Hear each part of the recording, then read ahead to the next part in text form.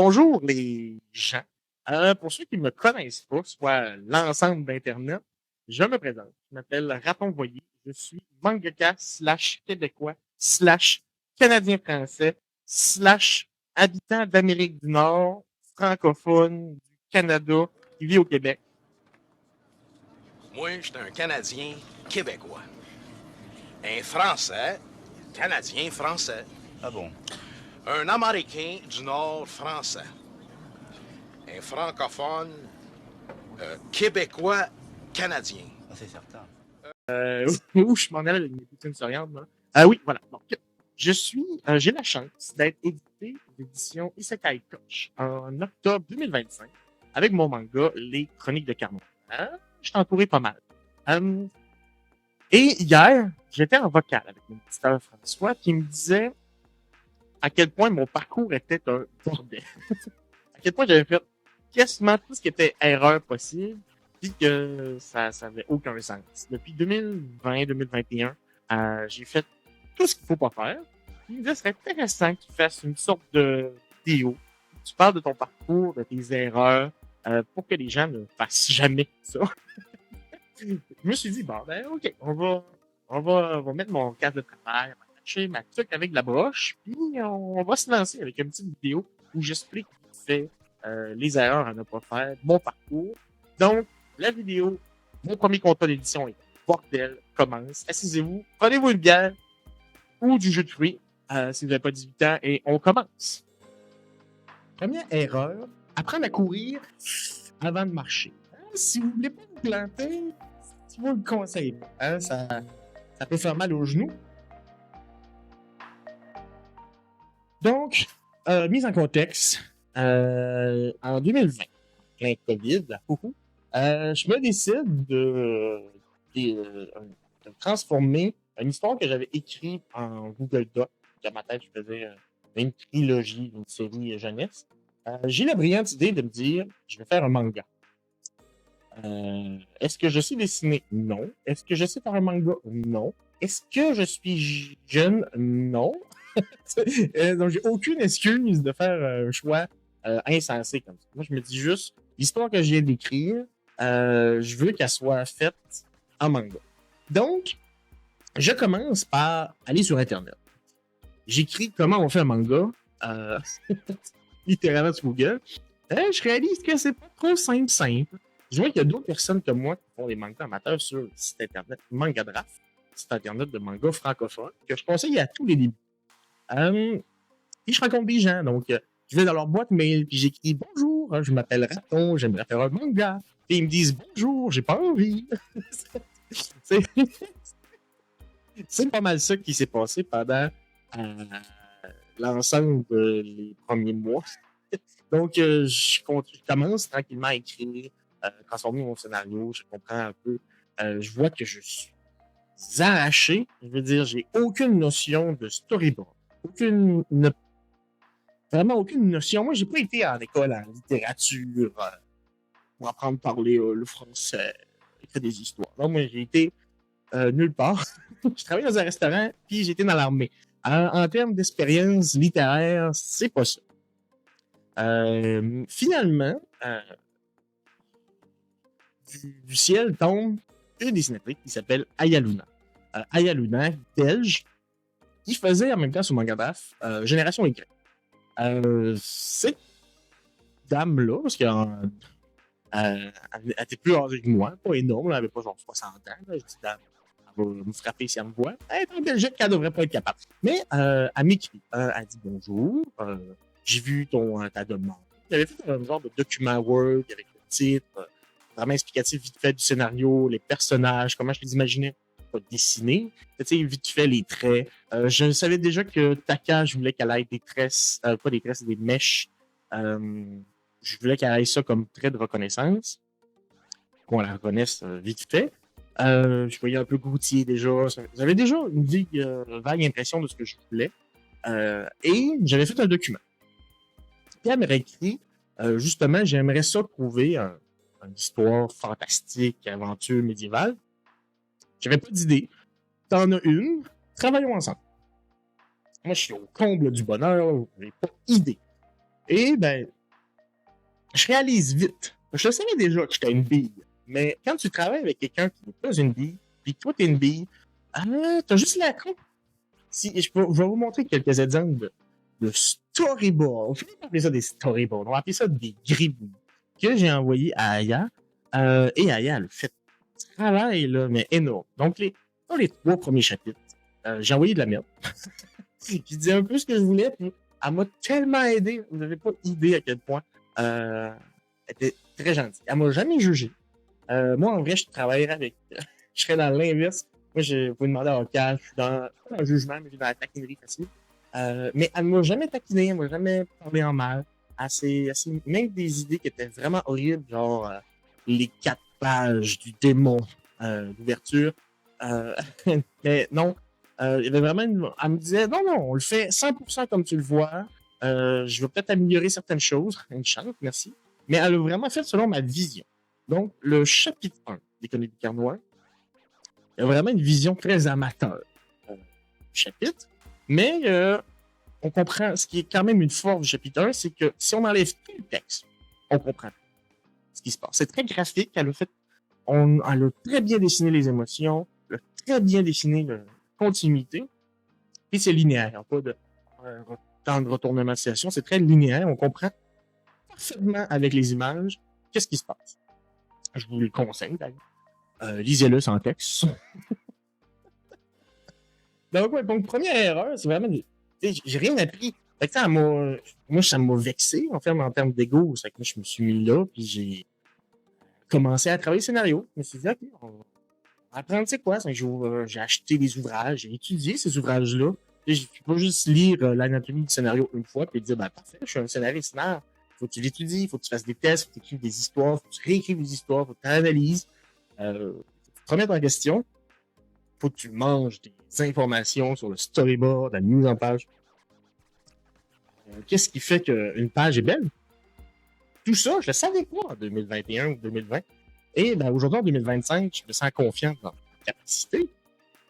Mais je repars vraiment de loin. Mais en vrai, tout ce que j'aurais dû apprendre avant de commencer à écrire mon histoire, j'aurais dû faire des one-shots d'entraînement, juste apprendre à écrire, travailler mon français, avoir un meilleur vocabulaire, avoir des meilleurs.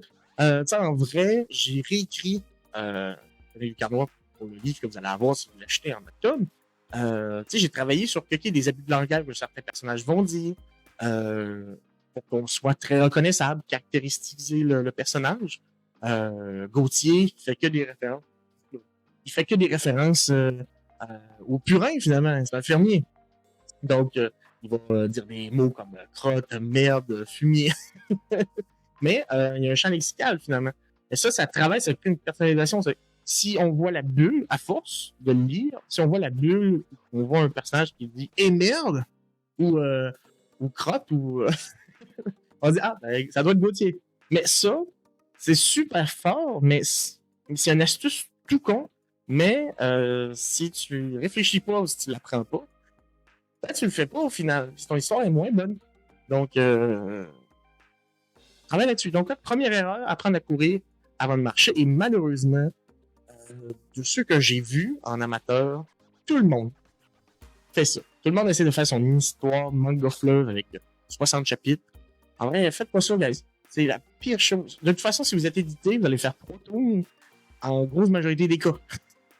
3 tomes, tu peux pas te partir à une aventure légendaire d'une personne qui récolte 100 combats. Ok, si tu passes par là, c'était gratuit. Donc, oui, première erreur, apprendre à courir avant de marcher. Deuxième erreur, faites attention aux charlatans. Moi, j'ai eu trop d'espoir. J'étais un rêveur. Puis quand je présentais mon projet, quelqu'un me disait « Ben oui, on fait plein d'argent. » J'étais là « Oui, mais non. » 3 quarts du temps, vous faites plus d'argent tout seul qu'avec des charlatans. Hein, donc, deuxième erreur, vraiment, faites attention aux charlatans. Ne soyez pas trop rêveur quand les charlatans viennent. Je m'explique. J'ai eu, une fois, c'était mon erreur, puis l'autre fois, je me suis fait avoir. La première fois, c'était mon erreur. J'ai vu une maison d'édition qui s'appelait Yurai Édition. C'était un genre de catalogue Netflix, mais de webtoon et de manga. Ça, tu t'abonnais puis tu avais accès à tout. Puis comment ça fonctionnait, c'est que le pourcentage des gens qui étaient abonnés qui avaient te donné de l'argent en resto. Puis ben moi j'étais là, yes, on va faire full d'argent. J'étais là, ouais. Puis là j'étais là, on a fait combien d'argent ce mois-ci? Puis il était là, 75 cents. J'étais là, Seigneur. Ouais. On fait pas d'argent avec encore comme ça. Fait que fuyez un peu. Aussi la deuxième histoire, qui est French Manga 4, c'est une maison d'édition. Je me rappelle plus comment on s'avait rencontré, mais il avait rencontré 4 créateurs. Moi, il y avait Charlotte qui fait Allegoria, il y avait The Eternals, puis il y avait Je veux te tuer Demon Lord. C'était les 4 histoires. Puis il voulait faire un magazine de prépublication. Déjà, magazine de prépublication, il y a tellement d'histoires qui sont plantées que ça me refroidit. Je savais avec Isekai Touch, il y avait un magazine de prépublication.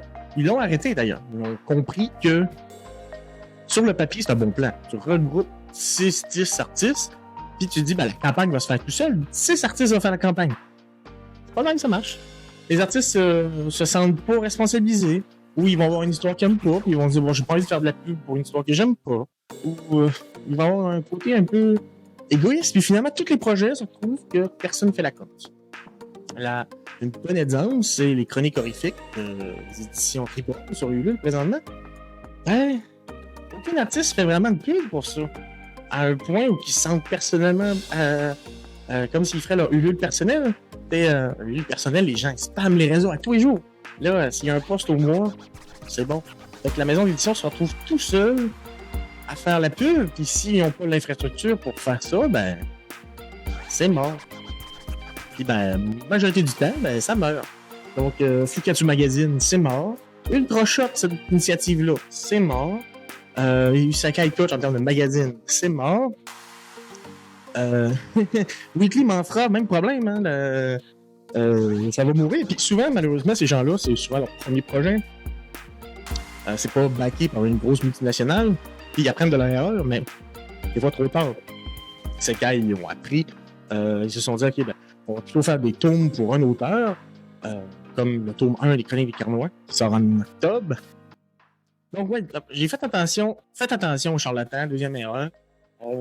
Faites attention aux gens qui vous approchent avec des rêves, avec des promesses.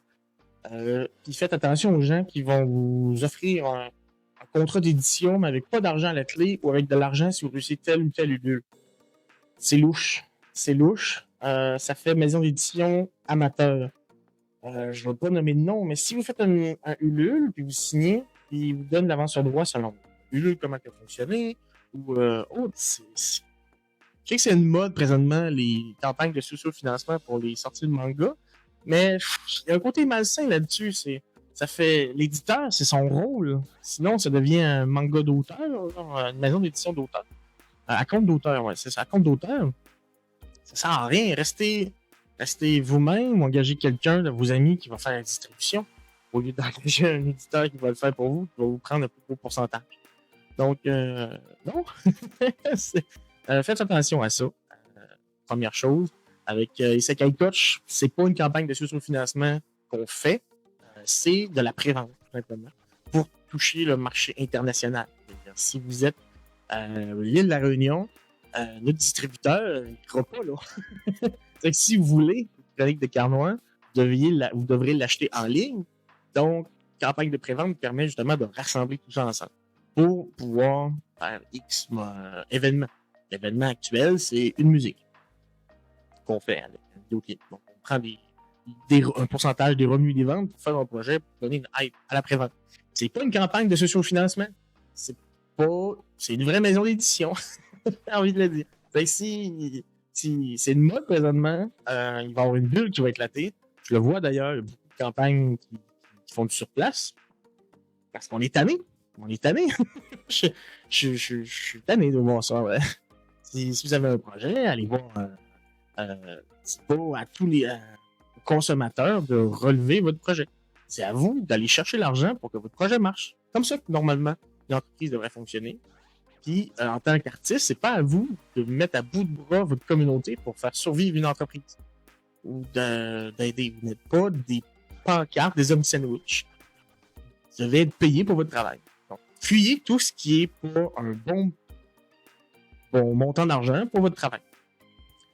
Puis aussi, même si on vous offre un montant pour un one-shot, vraiment, c'est tellement une bonne idée de faire de l'auto-édition pour commencer, pour apprendre, pour faire des maquettes, créer votre propre communauté. Ça vaut de l'or. Donc, faites ça, en fait. Alors, pour commencer, imprimez vous-même votre livre, vendez-le vous-même. C'est chiant, mais c'est la meilleure façon. Après ça, faites des dossiers d'édition, approchez des maisons d'édition, mais sautez pas sur la première occasion en disant que c'est la chance de votre vie. Souvent, c'est pas le cas. La troisième erreur s'appelle tout simplement perte de motivation. Donc, les Chroniques des Carnois, c'est un manga qu'on fait, parce que j'ai toujours travaillé en équipe, depuis 2021. On est en 2025 quand il sort en papier, tome 1. Fait qu'il y a eu des hauts et il y a eu des bas. Puis, ce qui est important, c'est de ne pas perdre sa motivation qu'on est dans les bas. Je vais prendre un exemple. Si vous faites une campagne Ulule, j'en ai analysé plein. Vous faites une campagne Ulule, probablement qu'au début, vous allez avoir beaucoup de ventes. Dans le milieu, ça va être mort. Puis il va y avoir un regain dans les derniers jours en mode on va atteindre les 100%, let's go. On fait des fanarts, tout le monde t'aide dans tes amis pour atteindre le 100%. Donc il va y avoir un regain. Mais il va y avoir un moment de creux.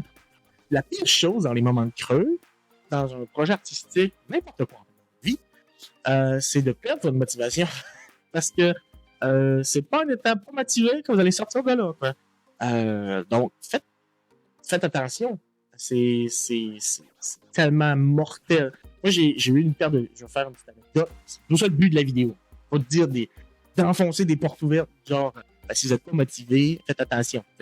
Non, l'idée, c'est de donner des anecdotes. Donc, avec les Chroniques des Carnois, on a 8 chapitres. 1, 2, 3, 4, 5, 6, 7, 8, 9, 10, 10, 8. 10, 8. C'est beau, ça, le calcul. Moi, je suis pas en mathématiques. J'ai écoulé ma comptabilité à l'université 2 fois avant de la passer. Ce que je veux dire, c'est que on était sur des sites comme Mangagraph, puis le site Scantrad, qui était un gros site que tout le monde allait lire, les Naruto, One Piece et compagnie, dans le temps, illégalement. C'est pas correct, mais ils faisaient une bonne job de traduction. C'était le plus rapide, c'était le plus pro, c'est les autres qui faisaient la meilleure qualité. Leur site n'était pas rempli de pubs du genre veux-tu agrandir ta masculinité? You know what I mean. Donc, oui, c'était un bon site qui avait une bonne réputation. Puis ils se sont dit, parce qu'ils commençaient à avoir le vent tourné, qu'ils scannent, tout ça, et qu'ils se sont dit, on va contacter les gens qui font du manga, qui le font d'une manière relativement pro dans leur indépendance, dans leur amateurisme. Ils nous ont contactés. Ils avaient contacté beaucoup de personnes. Il y avait Hero, il y avait Life, il y avait plusieurs noms. Puis les Chroniques des Carnois, donc à chaque fois qu'on sortait un chapitre de 3 mois, on rappelle qu'on n'était pas temps plein, on a fait des Carnois, mon pied ailleurs. Moi, j'avais ma job 40 heures semaine dans l'armée, et plus. Et Aya travaillait sur Génération Y, d'autres projets. Était prof aussi dans ce moment-là. Puis, je m'en vais à mes grands sabots, là. Donc oui. Donc, on avance tranquillement. Puis à chaque 3 mois, il y a un chapitre qui sort sur Scantrad. Scantrad, c'était le fun parce qu'on avait enfin le contact avec des gens consommateurs de manga only. Sur Mangagraph, ce que vous allez réaliser, c'est que si vous mettez votre chapitre-là, il y a beaucoup de gens qui mettent leur chapitre et qui ne lisent pas les histoires des autres. Quand tu es un artiste, tu n'es pas nécessairement un fan les arts des autres, en fait. Il y a eu une petite vague en 2021, 2022, début 2023, de vraiment gens qui se supportaient. Il y avait une petite communauté. Elle est morte, cette communauté-là. Elle n'est plus. Vous pouvez la recréer, on vous invite. Appelez-moi si vous la recréez, mais elle est morte. Les gens, maintenant, postent sur Mangagraph, mais ne lisent pas les autres produits, ou très peu. Donc, les gens qui sont sur Mangagraph, c'est les artistes. Donc, les artistes, c'est pas ce que vous voulez, en vrai. Vous voulez des consommateurs de manga. Des gens qui aiment le manga, mais qui n'en font pas, et qui vont avoir une mangathèque de plusieurs livres, mais qui vont triper manga. C'est ça, les gens que vous devez rejoindre. Puis, avec Aya, avec Scantrad, on avait cette chance-là. On les rejoint des centaines de milliers de personnes centaines ou milliers, quoi. On avait atteint beaucoup de gens qui lisaient du manga. Donc, ça sortait sur le site. Donc, je me rappelle, c'est quand même fun de voir les Chroniques des Carnois avec One Piece en sortie. Wow, les gens pouvaient lire un après l'autre. C'est toujours le fun d'être à côté de Oda Sensei. Hey, mon chapitre est juste à côté. Le chapitre est complètement illégal, mais on avait beaucoup de commentaires. C'est là qu'on avait rejoint les gens. Puis on avait une page Patreon. Moi puis Aya, le projet de base, c'était d'avoir une page Patreon puis d'avoir assez d'argent pour payer Aya. Puis c'est là qu'on a enfin eu des gens qui nous donnaient sur Patreon. C'était sur Scantrad, c'était sur les sites. Puis quand tu es sur Scantrad, tous les autres sites louches que je nommerai pas par souci de légalité, mais qui finissaient tous par scan quelque chose ou commençaient par scan quelque chose, les Chroniques des Carnots étaient dessus. Puis c'était le fun parce que plein de gens pouvaient maintenant lire. Puis dans les pages, on mettait nos liens Patreon, puis on mettait nos réseaux sociaux. Matin, surtout ailleurs, parce que c'était la dessinatrice, beaucoup de nouveaux adhérents sur les réseaux, beaucoup d'adhérents sur Patreon. Patreon, on a eu à peu près 1500 € tout sur les 3 années et demie qu'on a fait. C'est énorme, en vrai, pour un projet totalement indé. Ça n'a pas remboursé ailleurs vraiment sur son temps qu'elle a mis, mais c'est déjà ça. Mais quand on a eu une perte de motivation dans les chapitres 6-7, j'ai arrêté de faire puis Scantrad de Fermont. J'ai arrêté complètement de vouloir être sur les sites de scan. J'ai arrêté vraiment de faire de la pub comme j'en faisais avant. J'étais démotivé. Quand au final, en vrai, tout était annonciateur, que c'était parfait. J'avais réussi à rentrer sur un site de scan, puis les gens me voyaient. Il fallait juste en trouver un autre où j'attende c'est qui le nouveau qui allait pas. Parce que présentement, il y a d'autres des sites de scan que les gens vont voir. Les gens sont pauvres. Les gens vont lire des mangas illégalement parce qu'ils sont pauvres. Ils vont peut-être l'acheter plus tard, mais ils sont pauvres. Ils veulent lire. Ils vont lire. Donc, il y a toujours des sites illégaux. Mais vu que les lecteurs sont là, puis potentiellement les acheteurs, c'est une bonne idée d'aller là. Puis j'ai juste perdu totalement toute la motivation. Aya aussi, elle s'est perdu cette motivation-là dans le temps parce qu'il y a eu d'autres cas dans sa vie. Un projet qui n'était pas le sien au final. Elle est arrivée, j'ai proposé, elle a dessiné, elle a donné la vie aux gens, aux personnages. Mais j'arrivais avec une page, j'ai dit, dessine-moi ça. Ça donne pas un côté, genre c'est mon histoire, ça donne un côté, je suis un employé de maison. C'est moi, Ayaduna, l'elfe de maison. Mais ça donne un côté pour une implication totale. Puis il y a eu une perte de motivation de son côté aussi au Japon. J'avais jamais travaillé avec une dessinatrice ou un dessinateur dans ce temps-là.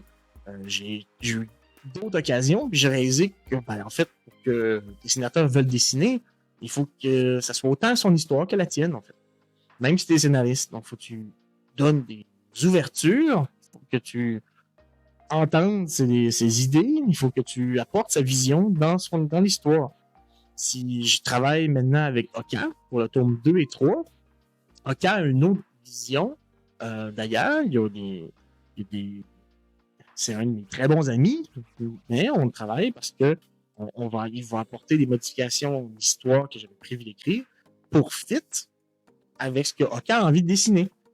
Parce que, puis avec des idées qu'Oka m'apporte. Parce que, je pose des questions à Oka. Si je fais tel truc ou tu peux faire telle autre chose, tel personnage que tu peux faire qu'il y ait un arc ou un slingshot, par exemple, ou une fronde. J'ai envie de dessiner des arcs. Dans le tome 2, il va y avoir un arc. Parce que j'ai posé des questions à Oka. Ça devient tranquillement aussi son histoire. Puis, quand tu as une perte de motivation, au final, j'en viens à l'erreur 3. Tu n'as pas envie de faire tant d'efforts que ça. C'est que tu laisses mourir le projet à feu.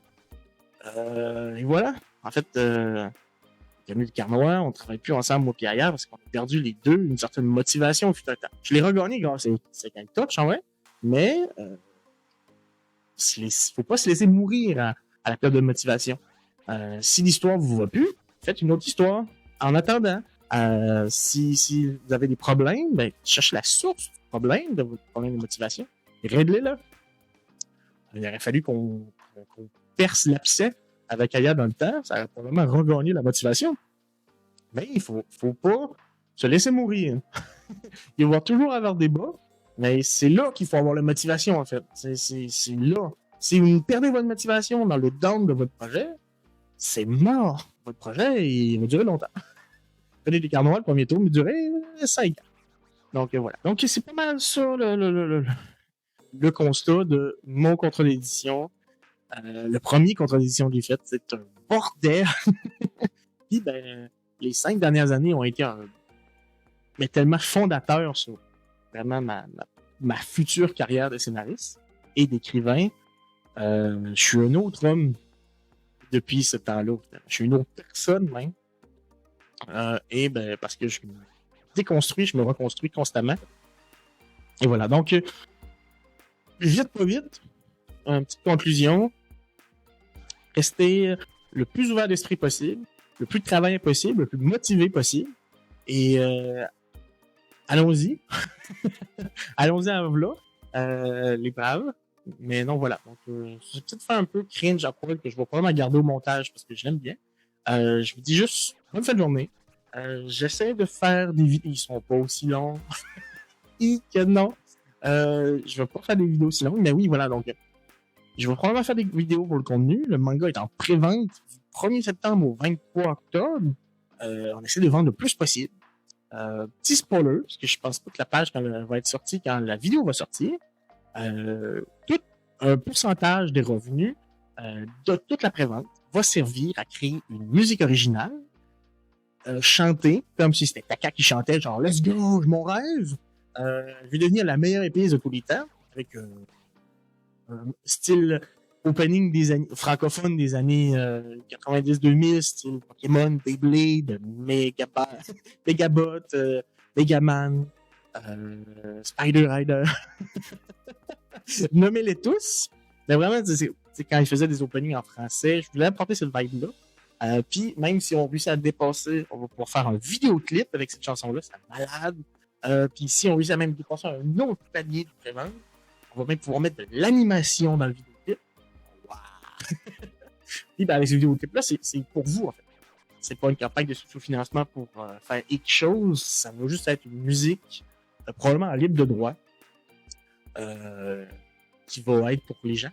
Finalement, juste pour les lecteurs, vous amuser, vous allez avoir une vidéoclip que vous allez pouvoir regarder sur YouTube pour vous faire plaisir, ou une tune qu'on essaye le plus musique, pour essayer le meilleur possible, pour juste galvaniser la motivation à écouter au gym, en courant, genre en criant « Je vais devenir la meilleure épice de tous les temps ». Ça a un potentiel de créer une musique de motivation. Moi, j'ai l'opening de Beyblade Pop dans ma playlist de sport. Mais voilà, donc, c'est juste ça. C'est juste du bonus, finalement, qu'on donne aux gens. Moi et l'éditeur, finalement, on perd un pourcentage de revenus qu'on pourrait faire pour vous faire plaisir, finalement. Donc, je vous fais plaisir. Des bisous. On se suit pour la suite des Chroniques des Carnois. Merci beaucoup. Au revoir.